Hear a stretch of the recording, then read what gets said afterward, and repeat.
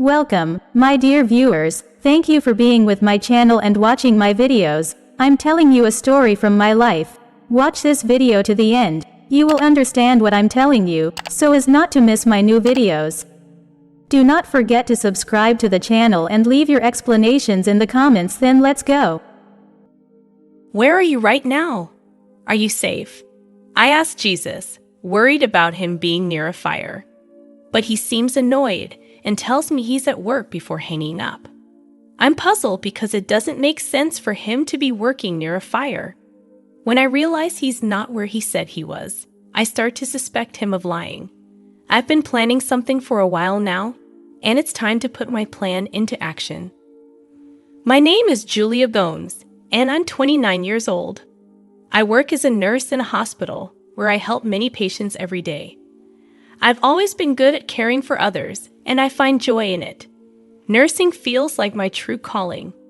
I'm married to Jace, and we've been happily married for 2 years. We live in company housing provided by his job, and I cherish our life together. I met Chase 3 years ago at a party where some friends were hanging out. Jace, who tends to get shy, drank a lot and ended up getting drunk pretty quickly. Even though we had just met, I couldn't leave him alone in that state, so I took care of him at my place. The next day, Jace didn't remember anything, but he said something serious like, "I'll take responsibility," which made me burst into laughter.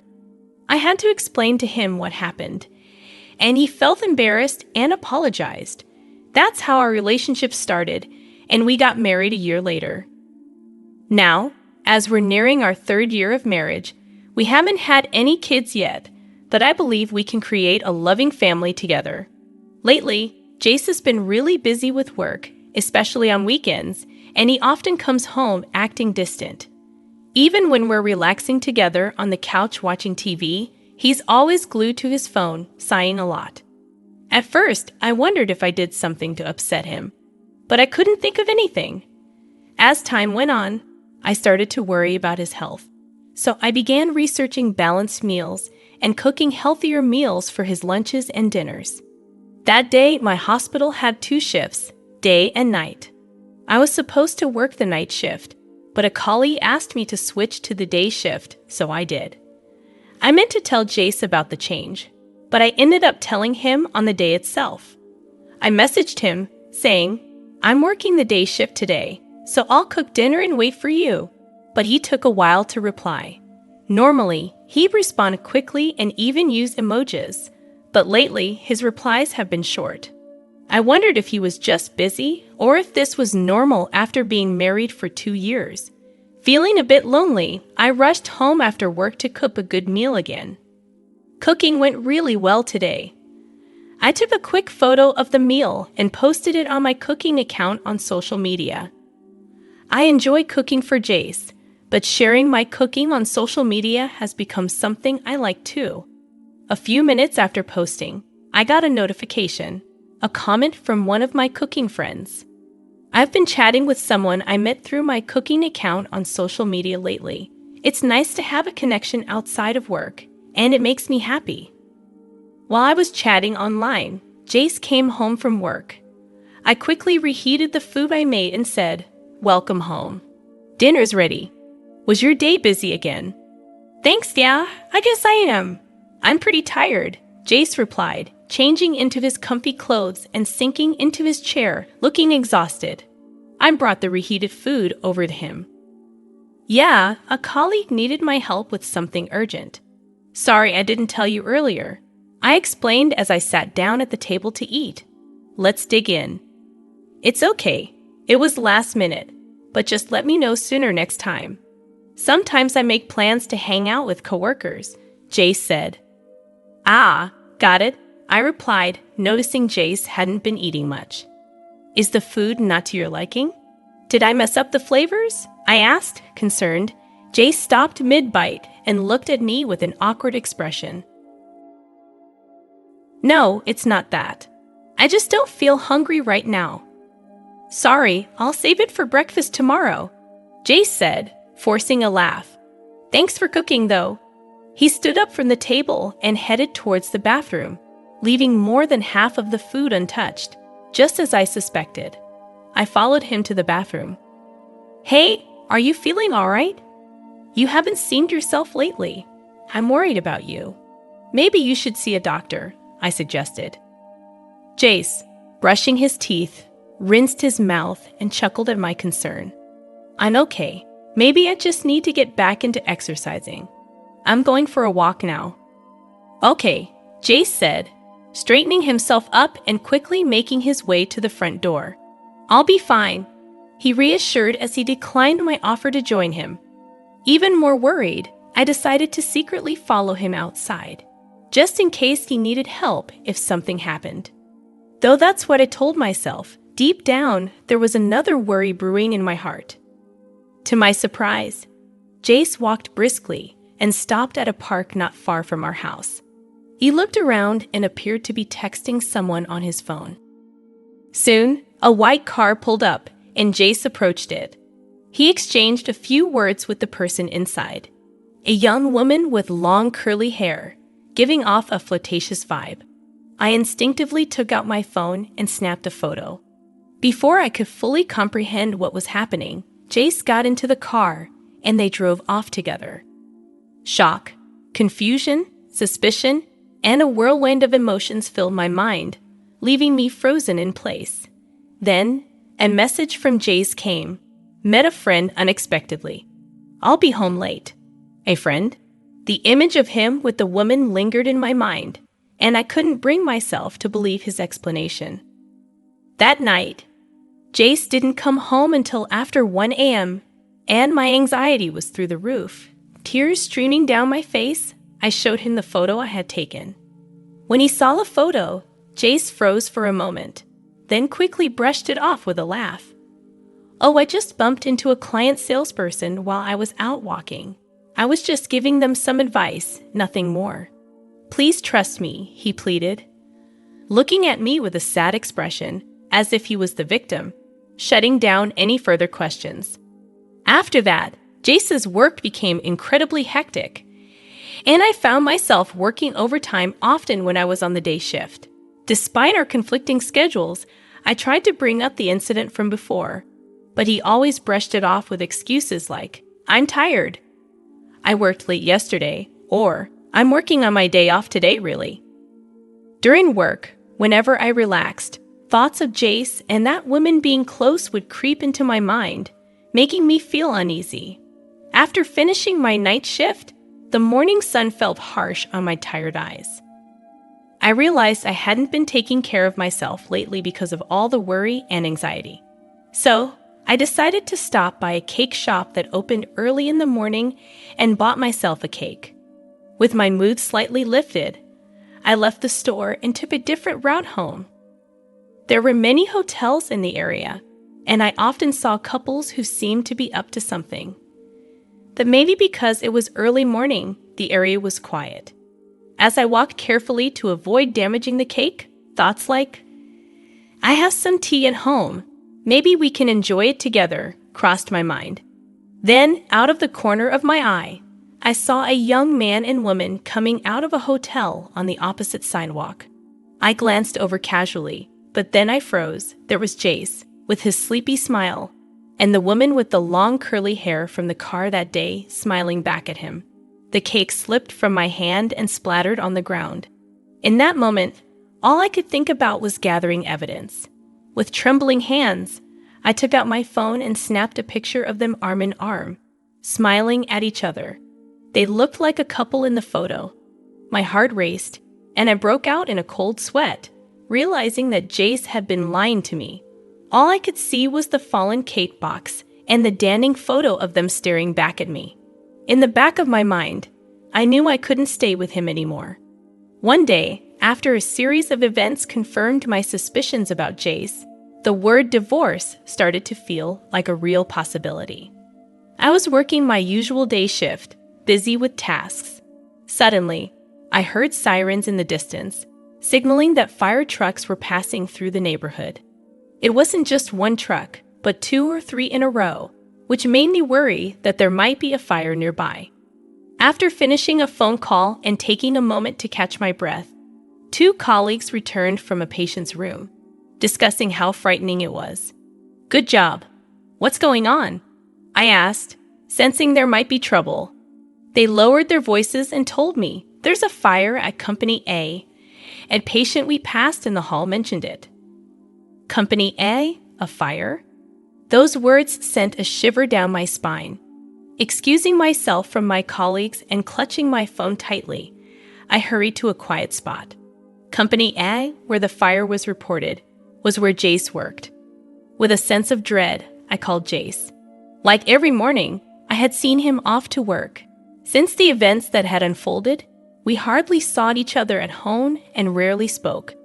But I never missed saying goodbye to him in the morning. "Please pick up," I whispered to myself, hoping Jace would answer.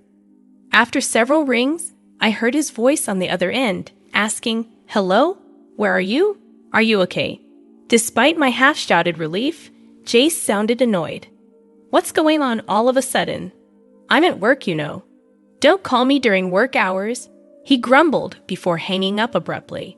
All I heard was the end of call beep in my ear. While I was glad to know Jace wasn't in the fire, I felt a deep unease. It didn't make sense for him to be working, as if nothing was happening. His dismissive attitude towards my concern only added to my frustration. He probably wasn't at work at all.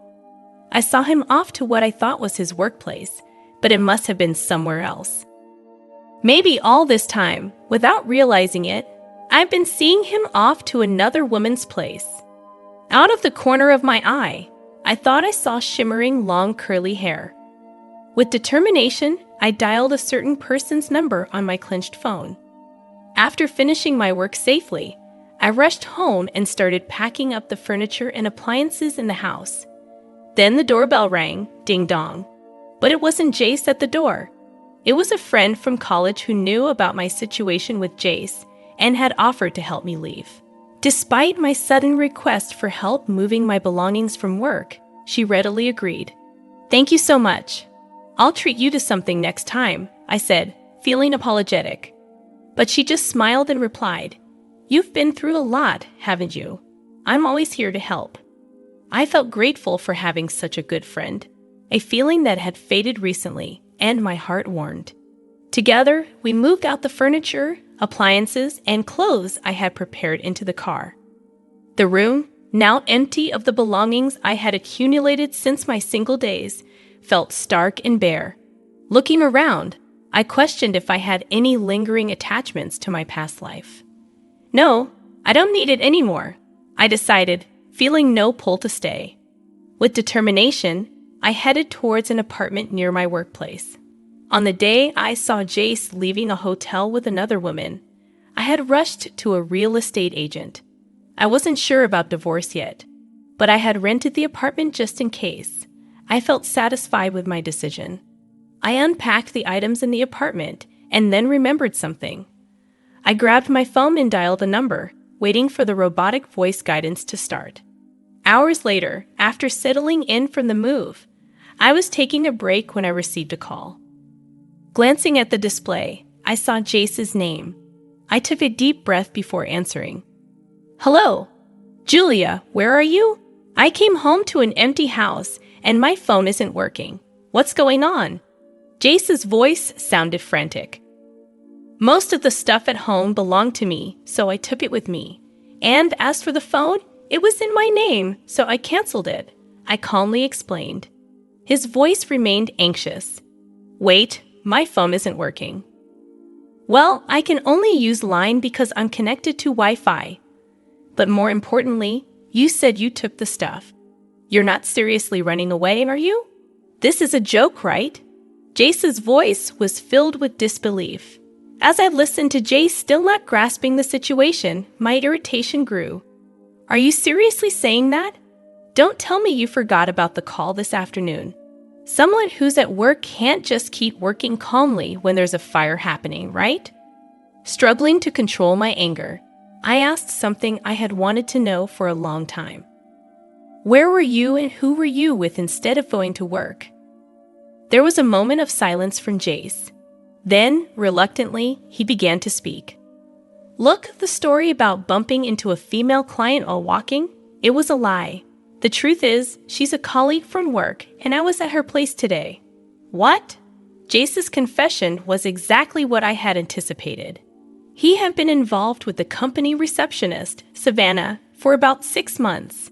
They would meet on the days I worked the night shift.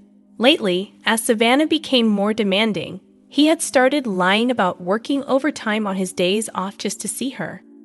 Today, they had both taken paid leave and spent the day at Savannah's house. They only found out about the fire when Savannah's phone rang with a call from their office. After confessing everything, Jace pleaded over the phone, "I want you to forgive me." What a joke, I thought bitterly. "I'm glad to finally hear the truth from you, Jace," I said. "Despite our short marriage, I have been trying to build a good family life." Jace tried to interrupt, but I didn't let him. "I want a divorce because of your infidelity. Let's handle the details through our lawyers. Goodbye." Afterwards, the fire at company made headlines in the local news, becoming a big story. When I saw the news, I was stunned. The culprit behind the fire was none other than Jace's mistress, Savannah. Early in the morning, Savannah sneaked into the company's conference room, pulled a thread from the edge of a curtain, and lit it with a lighter. The fire spread quickly, burning down the conference room. Thankfully, the building itself suffered only minor damage. Surveillance footage clearly showed Savannah as the perpetrator. As for her motive, Savannah claimed that the married man she was dating wouldn't divorce his wife, and even her threats of exposing their relationship had no effect. She believed she had to do something drastic. Honestly, I couldn't understand why anyone would commit a crime just to be with Jace. However, according to Savannah's colleagues, she often complained about feeling lonely. Perhaps she envied the married man who seemed to have it all, thinking that being with him would fill her own loneliness. Thinking about it, I realized that feeling lonely even when you're with someone else is far more painful. Since discussing divorce with Jace, we hadn't been in direct contact, but our lawyers were handling the proceedings. Meanwhile, I heard about what was happening at Jace's company. After the fire, Jace, who was unaware of what had happened, was shocked to learn the truth from the company's general affairs representative. Savannah was arrested immediately, and news of their relationship spread rapidly throughout the company. Unable to bear the gossip any longer, Jace resigned from his job. Hearing about all this, I felt a tiny bit of sympathy for Jace, but mostly, I believed he had brought it upon himself by choosing another woman. With that in mind, I went through the divorce process without much emotion, and we successfully divorced. The evidence of Jace's infidelity, captured in the photos I had taken, made the process smooth. Additionally, I ensured that Jace paid proper alimony from his severance pay. Now that my connection with Jace was completely severed, I enjoyed living alone in my new apartment, where I had settled in nicely. Perhaps I had neglected myself by always prioritizing others. While continuing my job as a nurse, I started to rediscover the joy of cooking, which had been my greatest pleasure during my marriage with Jace, but now just for myself. In the morning, I'd open the window of my apartment to let in the fresh air. Glancing outside, I saw a happy family of 3 walking together. Seeing them, I felt no regret at all. Instead, I felt excited thinking about my future. Just then, my phone buzzed. Returning to my room, I couldn't help but smile at the screen. I had hit it off with someone I met through a cooking account on social media, and we had become close quickly. We had planned to cook together that day, responding to the message saying, "I'll be there soon." I began preparing the meal we were going to cook.